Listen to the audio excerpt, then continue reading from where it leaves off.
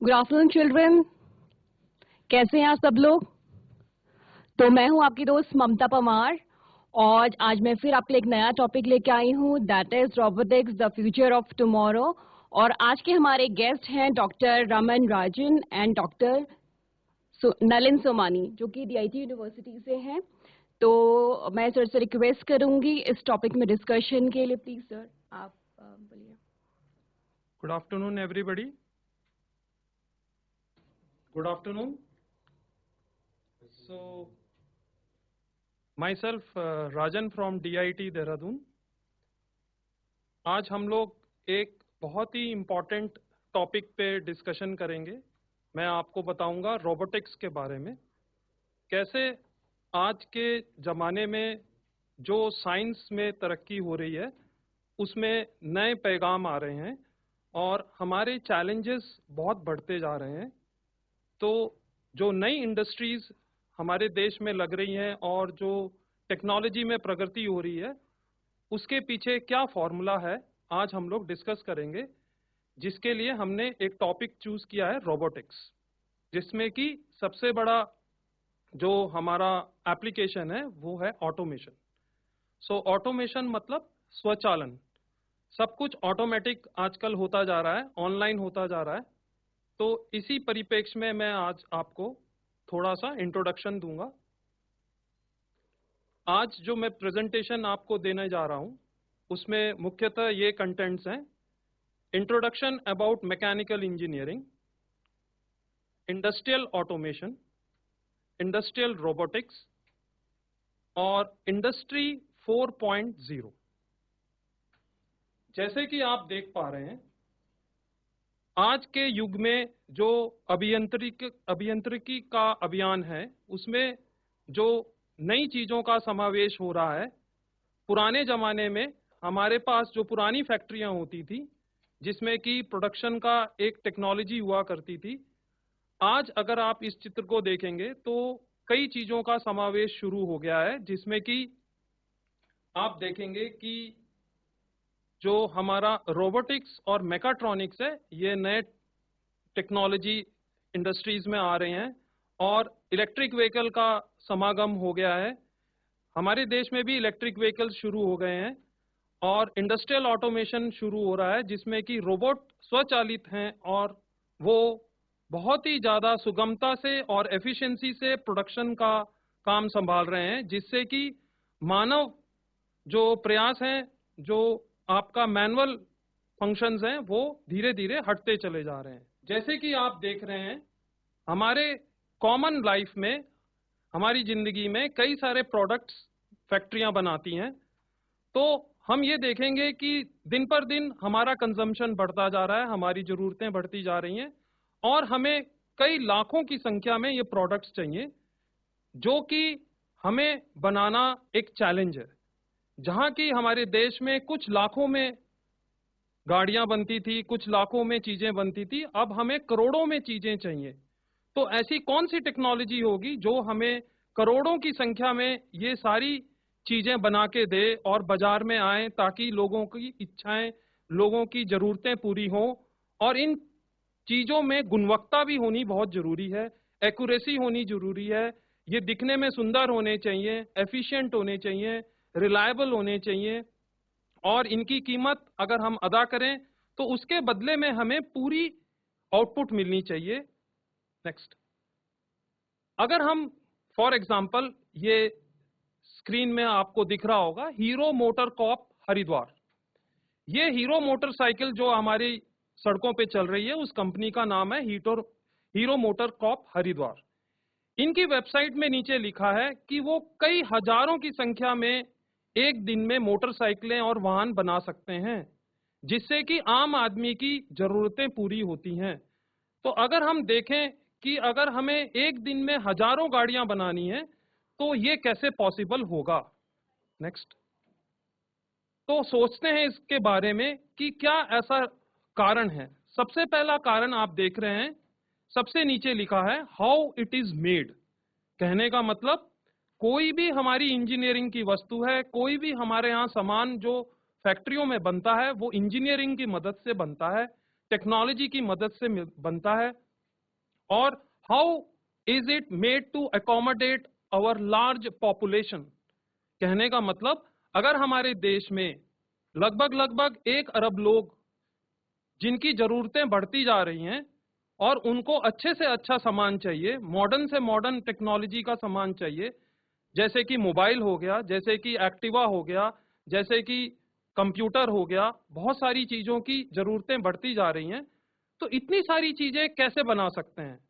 बहुत सारे लोगों के होने से भी ये चीजें गुणवत्ता के साथ नहीं बन सकती हैं। लार्ज स्केल में बनाने के लिए हमें किसी टेक्नोलॉजी पे डिपेंड करना होगा। What kind of technology and machines are being used. कहने का मतलब, लाखों की संख्या में जब हमारा उत्पादन होगा तो हमें फैक्ट्रियां ज्यादा चाहिए होंगी। जहां हमारी 100 फैक्ट्रियां काम कर रही है, सरकार चाहती है कि वो बड़ी कंपनियां 100 से ज्यादा हजारों फैक्ट्रियों का निर्माण करे, जिसमें कि हमारी जरूरत के लिए सभी वस्तुओं का निर्माण हो सके।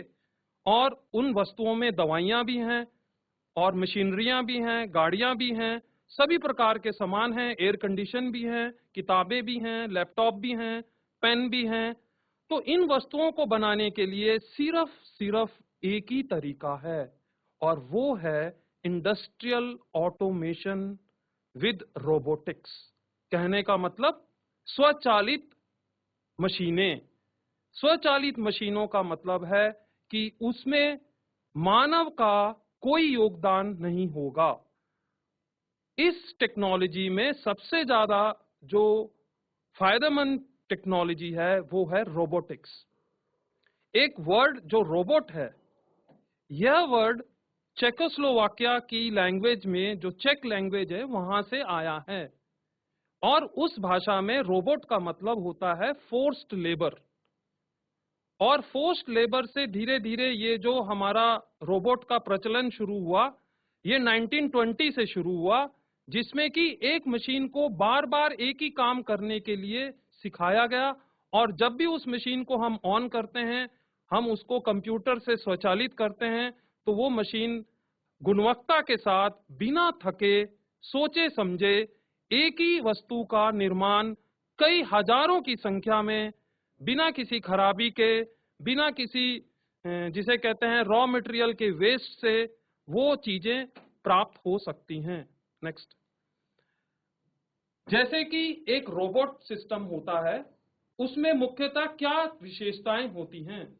एक रोबोटिक सिस्टम जो होता है, उसमें सहन करने का, चीजों को मेजर करने का, उसमें एक सेंस करने का एक ताकत होती है, जिसमें कि वो टेम्परेचर को, प्रेशर को, फोर्स को, हर चीज को वो सेंस कर लेता है।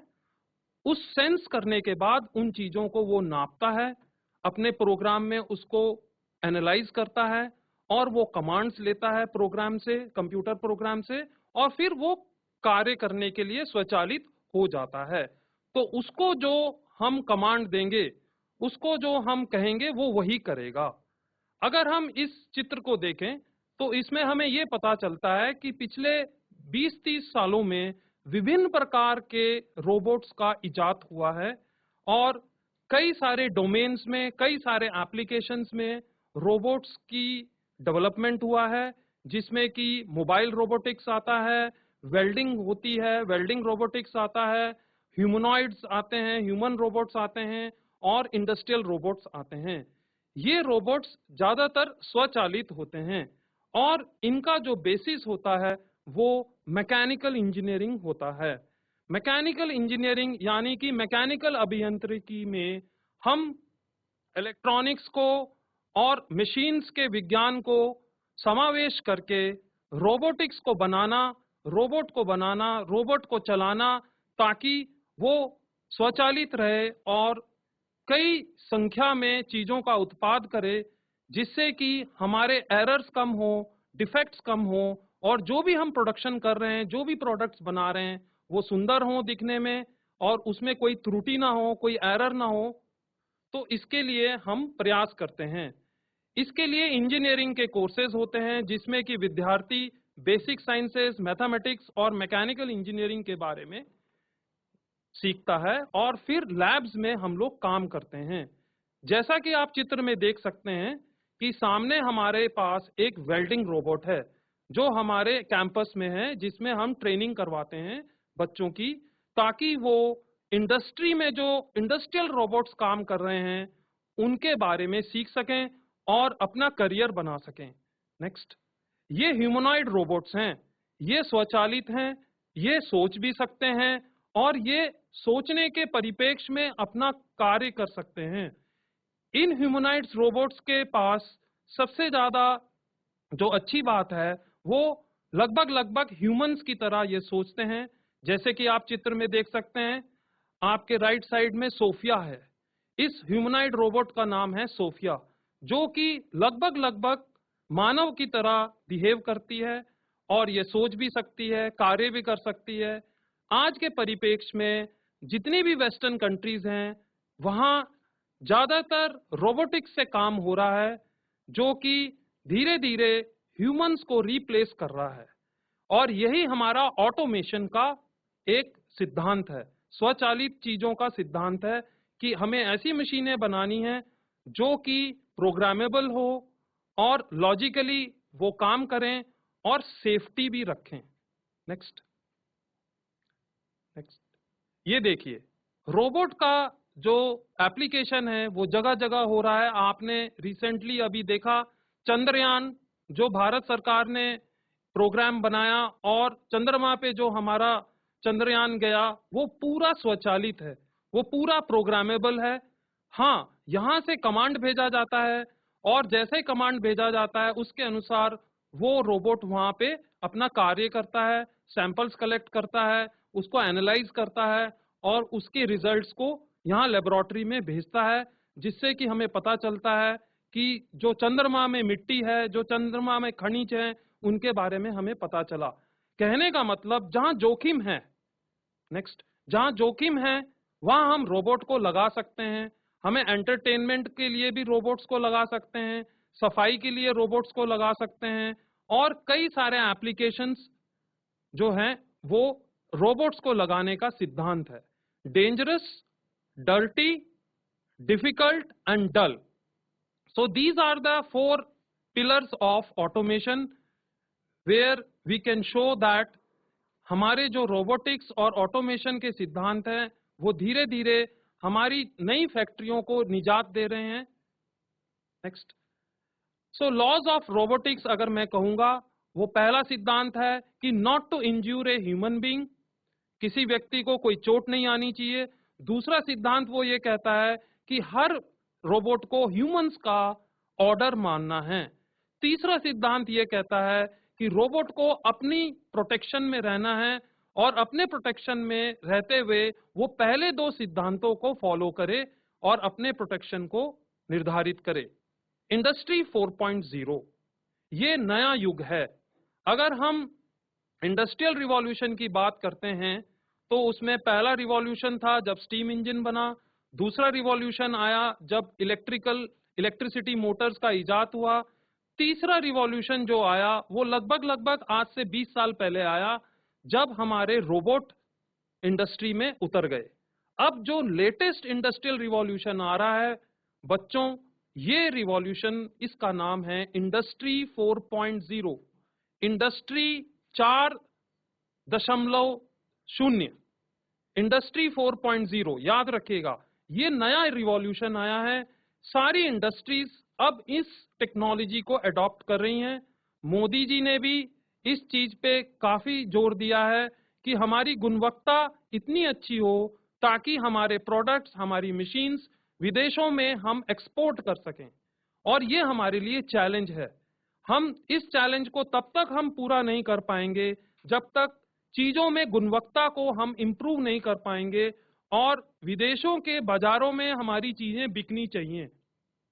अगर हमें डेवलपिंग नेशन से डेवलप्ड नेशन की तरफ जाना है, अगर हमने अपना जीडीपी बढ़ाना है, अगर हमने एम्प्लॉयमेंट बढ़ाना है, तो सबसे जरूरी है कि हमारे भारत का सामान विदेशों में बिकना चाहिए। इससे हमारे देश को बहुत सारा रेवेन्यू प्राप्त होगा और हमारी जो आम जिंदगी का स्तर है वो बढ़ेगा, इसीलिए एम्प्लॉयमेंट बढ़ेगा। तो सबसे पहले जीडीपी कैसे सुरक्षित हो, जीडीपी सुरक्षित होने के लिए हमें नई टेक्नोलॉजी को समझना है। नई टेक्नोलॉजी को समझने के लिए हमें क्या करना होगा? हमें अपनी पढ़ाई का जो रास्ता है वो नया रूप देना होगा। न्यू एजुकेशन पॉलिसी में यही कहा गया है कि बच्चों को लैब्स में काम करना है, बच्चों को एक्सपेरिमेंट से सीखना है, बच्चों को प्रोजेक्ट्स बना के सीखना है। तो बच्चों, आप लोग जितना अपना एक्सपेरिमेंट्स करेंगे, जितना अपना खोजबीन करेंगे, एक्सप्लोर करेंगे, चीजों को नए परिप्रेक्ष्य में देखेंगे, चीजों को अप्लाई करेंगे, जितनी लैब्स में एक्सपेरिमेंट करेंगे, प्रोजेक्ट्स करेंगे, आप उतना ही आगे स्किल्ड होंगे। और जितने आप लोगों में गुणवत्ता आएगी, जितना आप प्रैक्टिकल एक्सपीरियंस करेंगे, उतना ही यूनिवर्सिटीज आपको आगे बढ़ाएंगी। आप यूनिवर्सिटीज में डिग्रीज लेंगे, वहां नई नई टेक्नोलॉजी को सीखेंगे। इन टेक्नोलॉजी से आपका करियर आगे जाएगा। मल्टीनेशनल्स आपको तुरंत रातों रात नौकरियां देंगे। तो कहने का मतलब मेरा ये है, मैं आपको अभी कुछ वीडियोस दिखाता हूं जिसको आप ध्यान से देखिए और फिर हम लोग इसी परिप्रेक्ष्य में कुछ बातें करेंगे।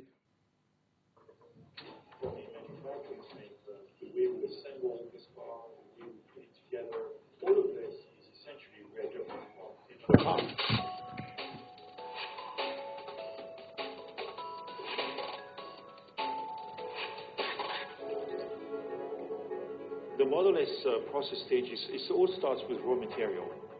We have coils of aluminum, different gauges, different types of aluminum, maybe 50, 60 coils.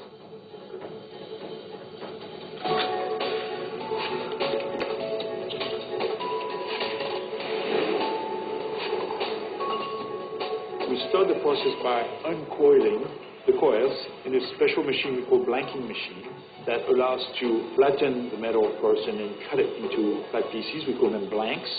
In addition to traditional blanking tools, we're using a laser. And then with these pieces, we feed them to the press lines, these gigantic dies. And the press lines essentially form the panels, you know, boom.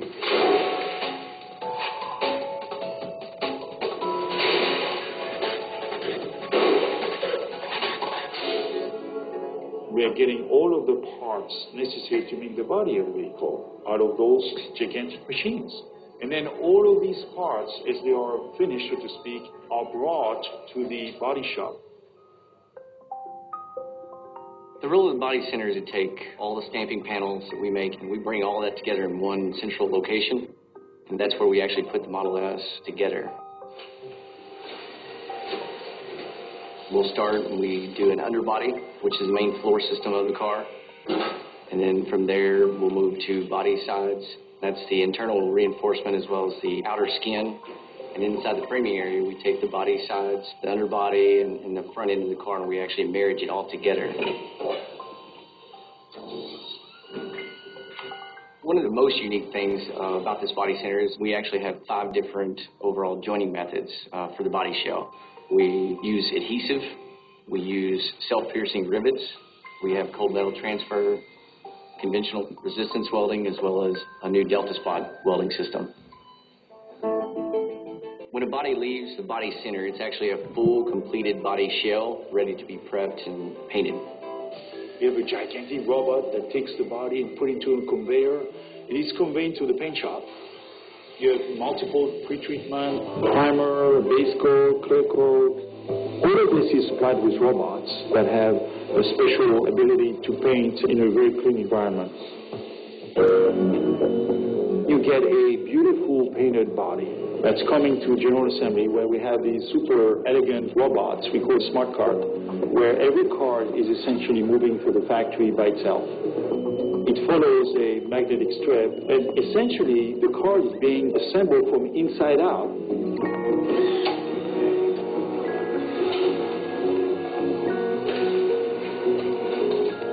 We're utilizing automation to the fullest. We have a variety of robots, from the teeny little ones to huge ones that are able to move the entire body itself.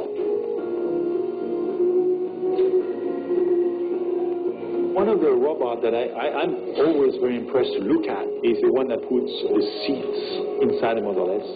And the same robot is able to change tools, go from a seat handling device to putting the windshield, actually grab the windshield, put some glue around it, and then put the windshield onto the car, as well as do the rear glass of the vehicle.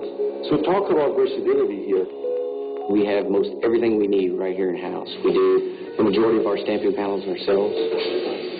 We have design engineers here at the facility, so we're very nimble and very quick at what we do. Currently, it takes about 3 to 5 days for Model S to go from raw material all the way to being finished on the bamboo line. It's magnificent. It's like a piece of art. We constantly try to improve process efficiency. We want to push the boundaries of what can be done by robots versus humans. So it's a constant evolution. This Tesla factory is the future of the USA and the world. That's the way I see it. We are building the future here. That's how proud I feel about this.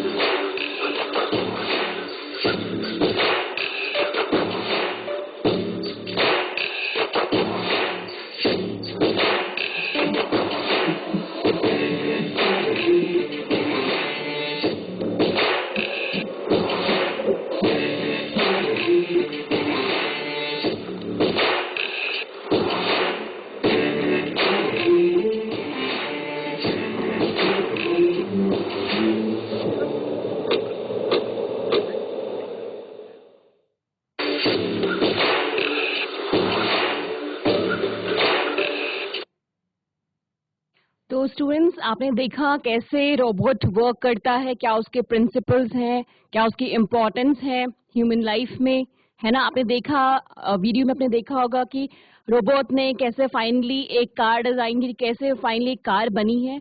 तो इससे related आप किसी भी student की कोई query हो तो please अपने हैंड रेज करें। जेसी क्याक, माइक लीजिए बेटा। Yes ma'am. क्या नाम है बेटा आपका? मैम अक्षर Doval. Akshay Doval, okay, class 11। Stream क्या है आपका? आपके पास साइंस है, कॉमर्स है, ह्यूमैनिटी? अच्छा, पीसीबी के आप स्टूडेंट हैं, ओके। आप में से कोई स्टूडेंट जिनका पीसीएम है, जिसका मैथ्स हो? यस मैम है। आप प्लीज माइक दीजिए उन्हें। Yes ma'am. क्या नाम है आपका बेटा? योगेश नौटियाल। योगेश नौटियाल, ओके। आप कौन सी क्लास में? 11th में हैं आप, ओके। तो आफ्टर 12 क्या डिसाइड किया, आप क्या बनना चाहते हैं? फिलहाल की तो बीएससी करूंगा, उसके बाद एनडीए में ट्राई करूंगा।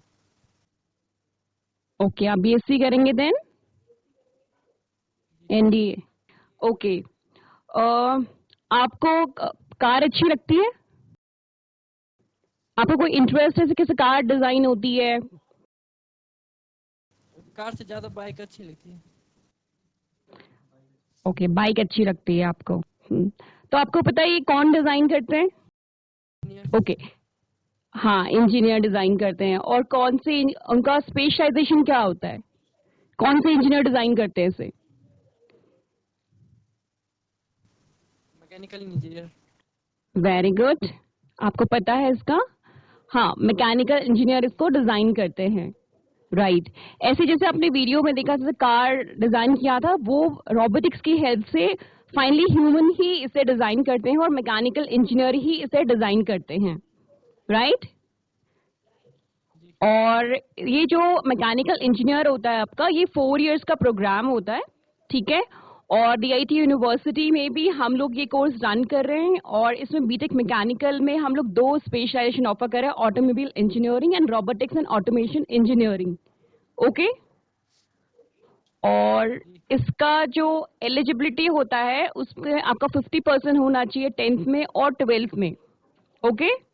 और एक आप एंट्रेंस एग्जाम देते हो, जे एग्जाम, देन आपका मेरिट बेस्ड काउंसलिंग होती है, उस बेसिस में आपको एडमिशन मिलते हैं किसी भी यूनिवर्सिटी में। ओके बेटा, जी समझ। ठीक है। ओके बैठ जाइए, थैंक यू।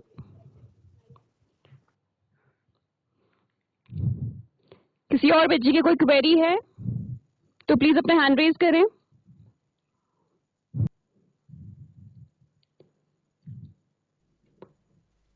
आपके लिए हमने स्पेशल गेस्ट बुलाए हैं DIT यूनिवर्सिटी में, ताकि आप बच्चों को सही तरीके से मार्गदर्शन मिल पाए। अब कोई भी क्वेरी है आप पूछ सकते हैं सर से।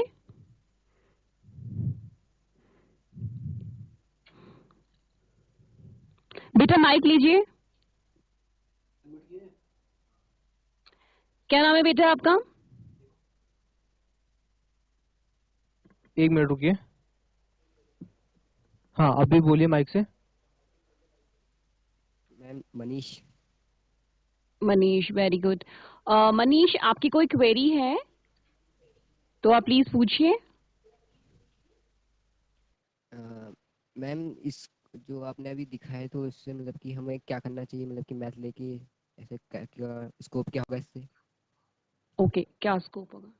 हाँ बेटा, ये आपने अच्छा प्रश्न पूछा।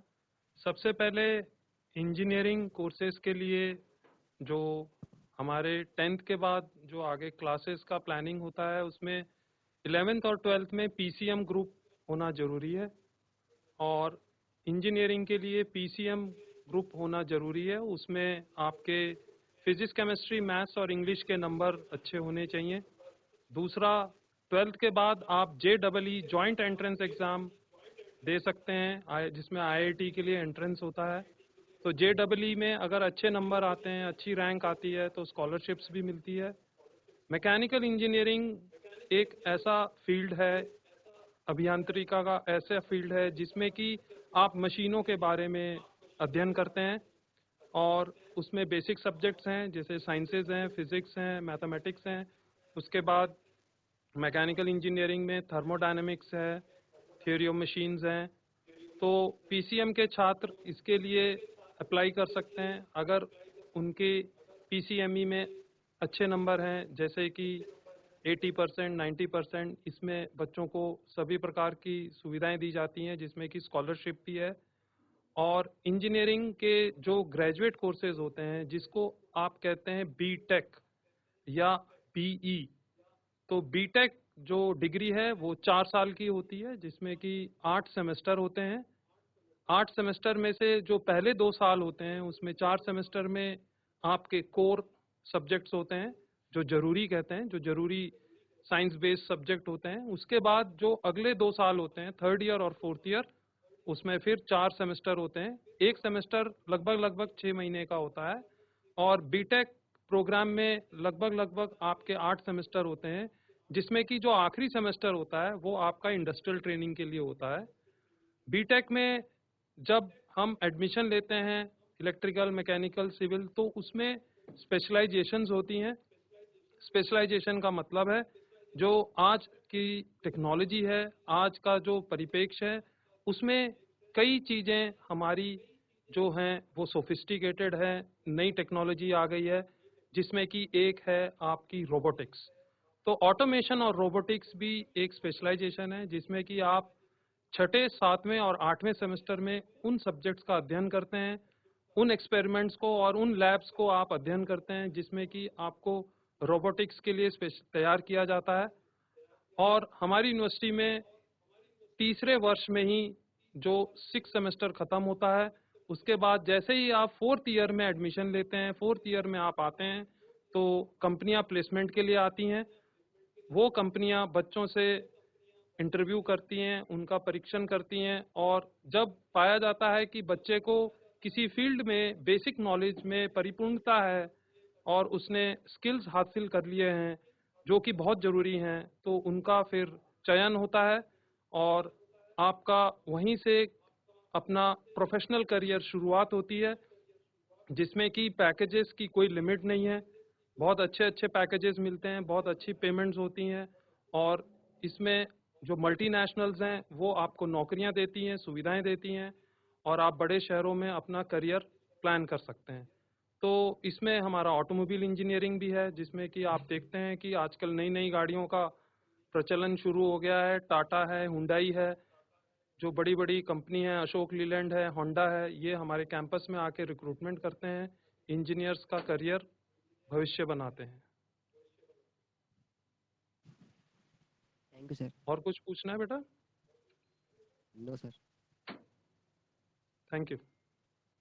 Okay, thank you so much बेटा, बैठ जाइए।